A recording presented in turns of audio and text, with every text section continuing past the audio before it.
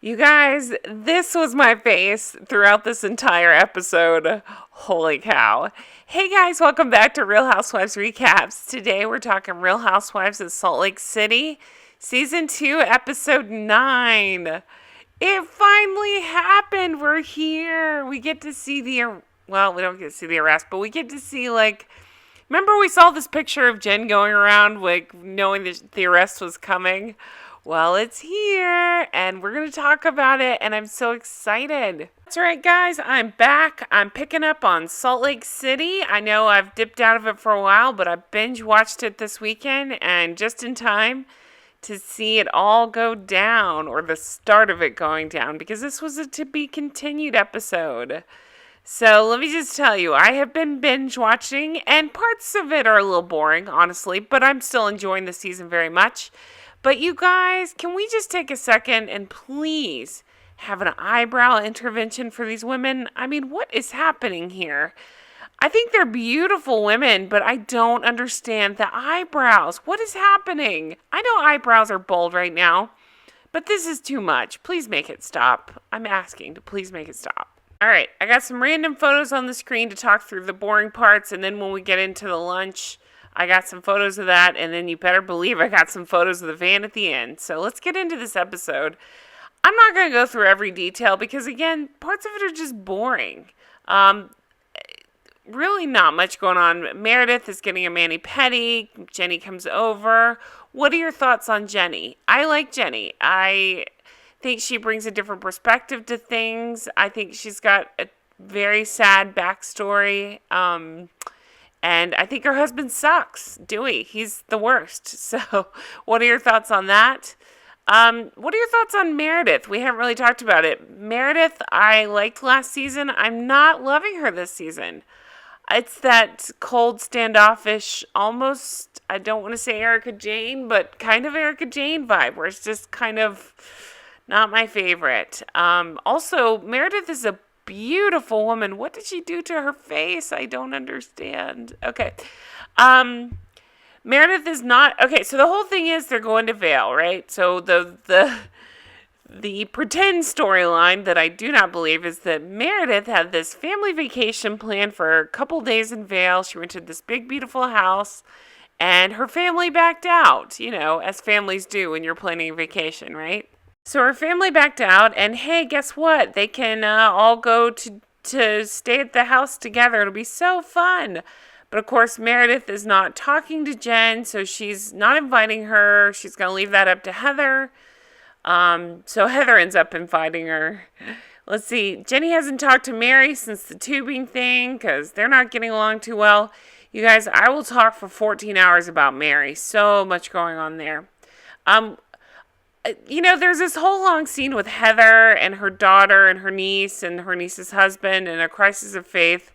The only thing that really bugged me about that scene, why did they need to, is it called saber?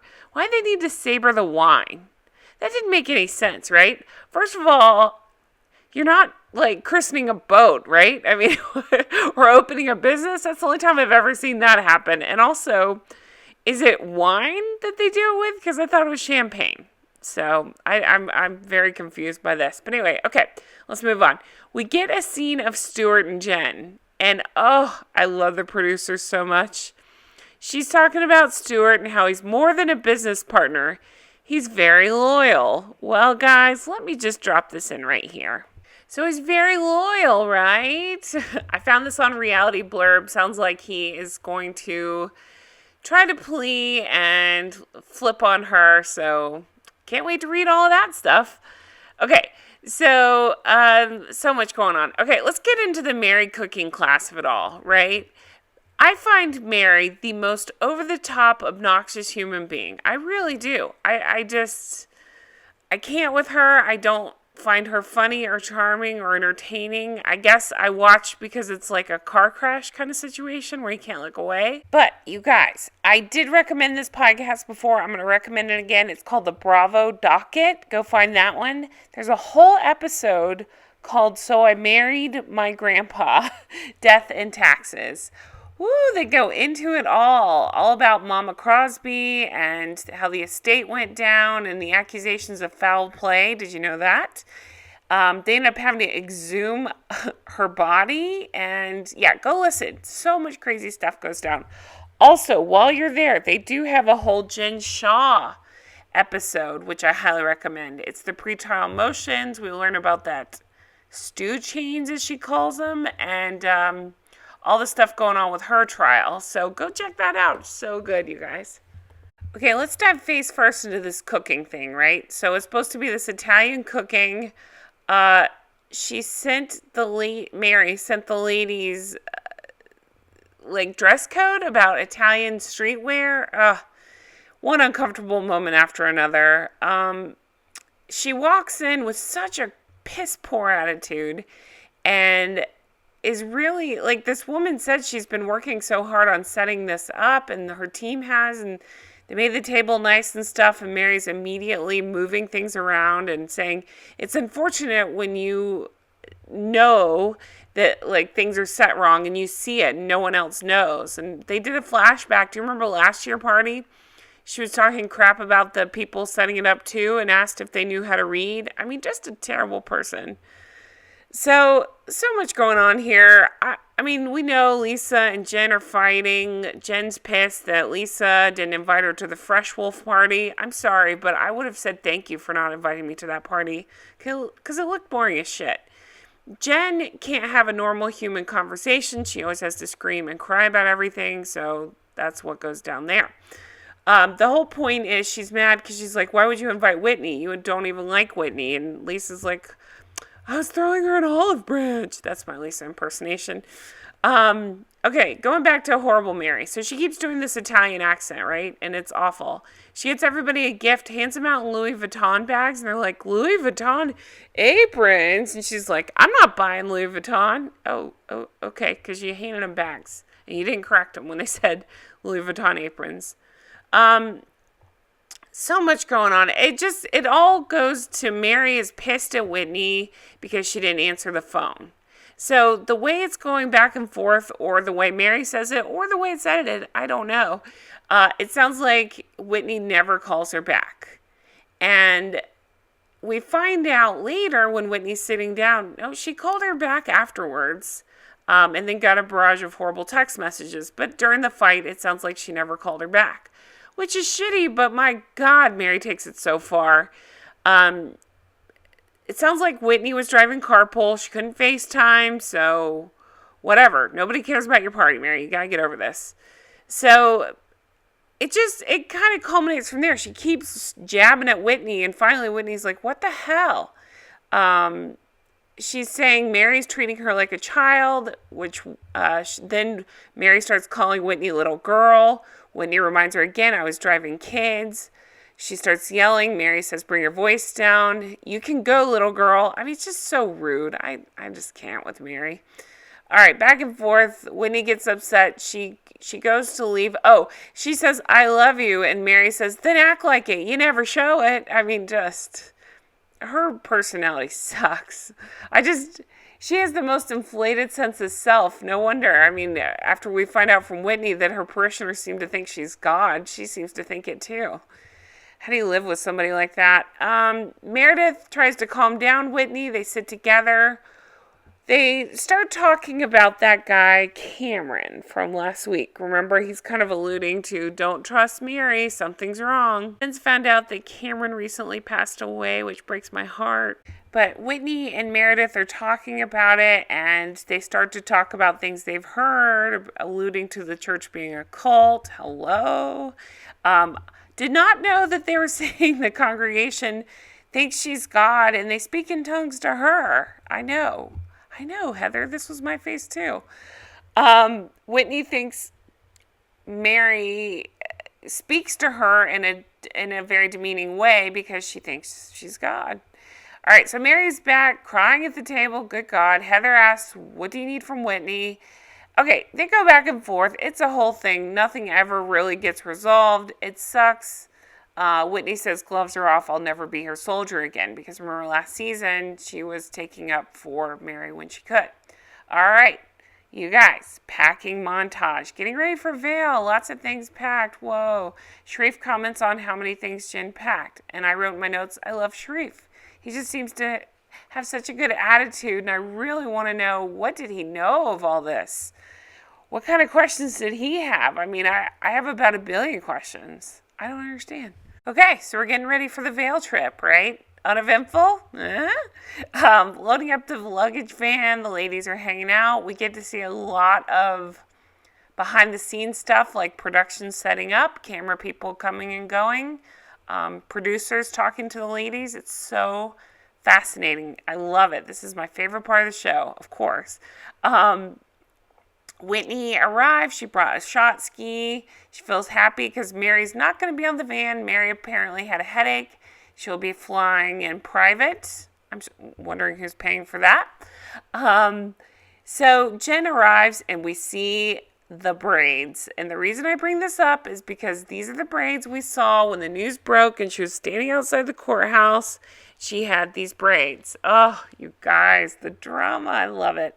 Okay, so she arrives, braids and all, and she gets on the party bus like, no problem.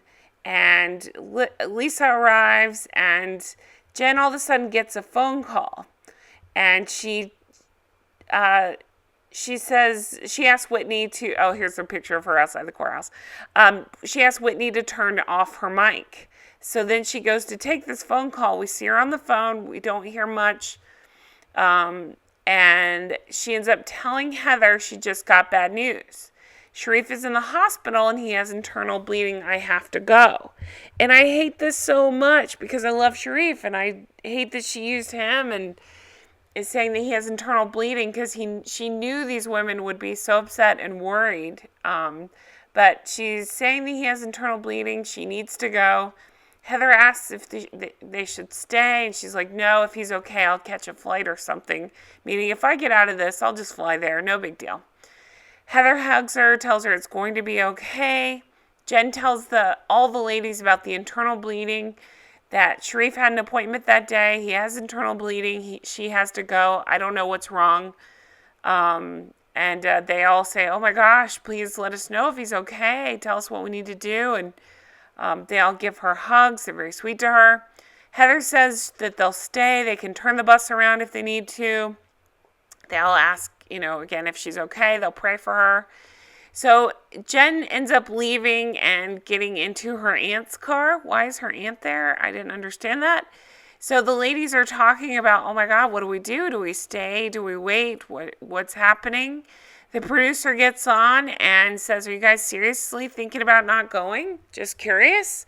You can hear the panic in the producer's voice, like, shit, we got stuff to film. We've already paid all this stuff. How can we not go? We're going. But they kind of decide amongst them that, she'll let us know if he's not okay. We'll turn around if we need to. No sense in just sitting here waiting. And Whitney reaches out to her husband, Justin, to have him kind of try to get a hold of Sharif to see if he's okay.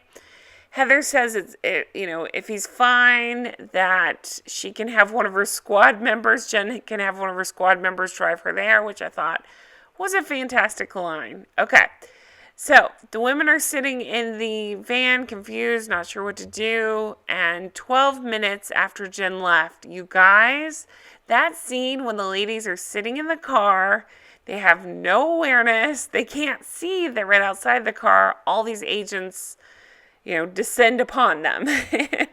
And so we see it's Homeland Security, and the girls are confused, they're asking if it's a prank. Heather is completely freaking out, as I would be too. They figure out that the police are asking about Jen.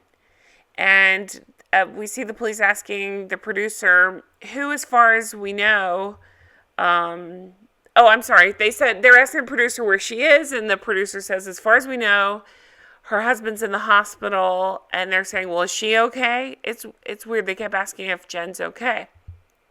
Talking about the police. Whitney keeps asking if Jen's playing a prank on them.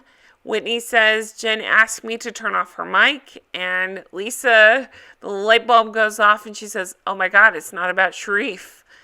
And Lisa keeps saying, I'm going to puke. I wish she would. I think that'd be hilarious. Whitney says, what the F is happening? And Lisa says she's going to call Stu, that main assistant of Jen's, who ended up getting caught too. So, you guys, such a good episode. So much happened. Fantastic. So that's it for the episode. So I very much enjoyed it. I hope you guys did too. I'll definitely be back next week to talk about what happened next. I can't wait to see how it goes down. But thank you guys so much for watching. I have so many different recaps going on right now, so check those all out. And I hope you guys have a fantastic week. The new season of Below Deck is back up, and that goes live tomorrow. So check that out. And thank you guys so much for watching, and I will talk to you guys again soon. Stay healthy and safe, and take care. Bye-bye.